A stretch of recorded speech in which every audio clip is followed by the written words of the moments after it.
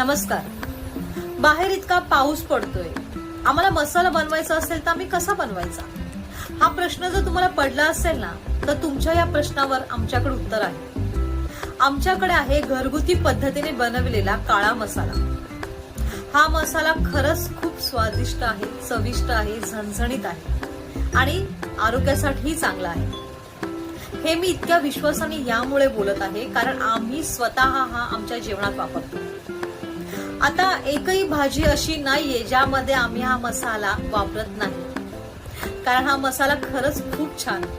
आम्ही सुद्धा तिखट नाही खात, पण तरीही हा मसाला आम्ही वापरतो कारण त्याचं प्रमाण आहे. जर आपण कमी प्रमाणात वापरला तर आपल्याला टेस्ट तीच मिळते, भाजीला कलरही छान येतो आणि स्वाद तर अप्रतिम आहे, अप्रतिम. बोलताना पण माझ्या तोंडाला पाणी, जिभेला पाणी सुटते. आणि मी हे फक्त मला माझा काळा मसाला विकायचा आहे म्हणून बोलत नाही बरं का, हे सत्य आहे. आणि जर तुम्हाला हे सत्य जाणून घ्यायचं असेल ना, तर एकदा आमच्याकडून हा काळा मसाला नक्कीच विकत घ्या आणि मग तुम्हालाही कळेल की मी इतका ठामपणे या मसाल्याबद्दल का बोलते. मार्केटमध्ये मसाला मिळतो पण त्याची टेस्ट